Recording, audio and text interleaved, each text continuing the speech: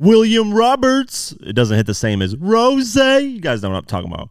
William Roberts, a.k.a. Rick Ross. He said something interesting, man. And let's go over the article. Let's see what he said. Rick Ross has found himself on both sides of the rap beef, launching and also finding himself at the receiving end of some of the most brutal bars in rap music. But in a recent interview with Logan Paul's podcast, Impulsive, which dropped on Tuesday, February 6th, the boss made it clear that he doesn't believe that there are any rules or limits when it comes to engaging in verbal sparring. Interesting. So let's play the clip. Pay attention to the rap beef. I mean, of course it come across my page, you know what I mean? Nicki dropped a response last night. I think it was last night, called Bigfoot. Do you think that you could go too far in rap beef, or you think it's all fair? I really don't think you could go too far. I think, this is sport. It's hip hop, you know what I mean?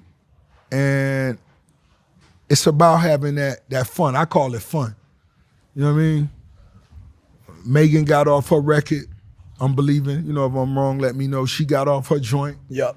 You know, Nicki, being the queen she is in the rap game, she responded, got off her record, and that's what you're supposed to do.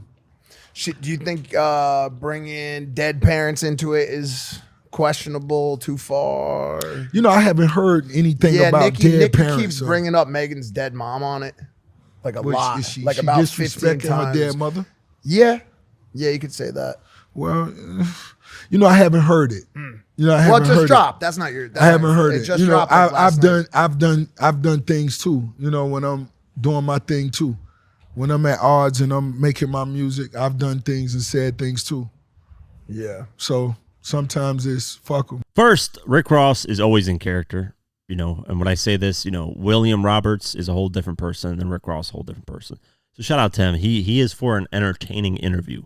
I'm going to watch the full interview of this because I caught myself watching it and watching a lot more of it than I expected. So shout out to William for that. He's a great entertainer. Second, I agree. There is no limits until, because Ross and 50, obviously we know they had their beef. 50 involved, baby mamas and children, and everybody got involved with different things. And Rose was using racial slurs at one point, calling black people monkeys and whatever the case may be. So there was no limits on that. I think it even got into a point where some things, some shootouts, some things happened, and I want to redo the 50 versus Ross. Who really won? I got to redo that and do it like to a T, because at the time when I did it, I didn't know if people were going to accept. Here's how early I was on the long format documentaries on YouTube, by the way. I don't know if people were going to accept a 47-minute video on one beef. That's how early I was on this shit. And I was doing parts and stuff, like part 1 and part 2. Now motherfuckers dropping 4-hour documentaries and shit. I was doing this shit before everybody. So anyways, there's no limits. I think if you do mention dead people, I think that's too far. That's my only part where I wouldn't go. For the most part, if people, like if I was in a beef rapper, right, we're going back and forth, I wouldn't mention children, and family. Like I would stay off that. But if they brought it in, I would bring it in then too. Other than that, like I would not go there though. I would keep it between me and the person.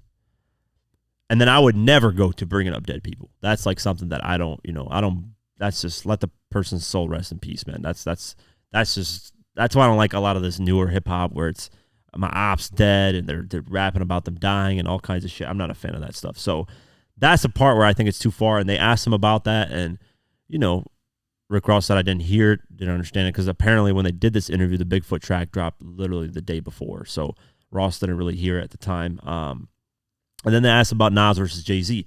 And I like Rick Ross's response in the fact that, Nicki Minaj coming back really quick within a day, I think she dropped the track, maybe a day and a half, is very respectable, regardless if you like the track or not. Like Rick Ross says, this is coming from a rapper, someone who writes. Like he said, I'm a writer, rapper. That's hard to do. And the fact that they're even, like what he said about Nas and Jay-Z, the fact that they're even going at it, exchanging tracks, you got to respect that. Because nowadays we get fucking tweets and Instagram lives of people. Instead of getting in the booth, get your ass in the booth and respond on wax. Like Lotto just said to Ice Spice. Yeah, Ice Spice. You going to munch on that.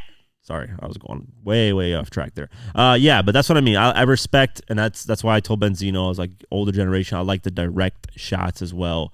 I'm not a fan of subliminals. But yeah, man, great take from William Roberts. I think he needs to speak more on these battles type stuff. It's really cool. And then he laughs without the money. Who got the most money? Yeah, they're rapping about money, and I think he's like joking and looking at the camera because he in his mind, for some reason, he thinks he's richer than 50 Cent. But, in reality, come on, man. Just the tour alone. Come on, man. Just the Final Lap tour generated about $150 million. And I got the numbers to back it up. Touring data. Look it up. Look up X. Go to X.com or Twitter, whatever the fuck you want to call it. Go at touring data at 50 Cent in the search. You'll see how much that bitch generated in the Final Lap tour. There's like 20 shows that it shows, and he made like $24 million just off of like 20 shows. So you can add the rest of the shows. He's basically averaging 1 million to 1.5 million a show. He did like fucking, I don't know how many shows. So, yeah. Speaking of shows and 50's touring,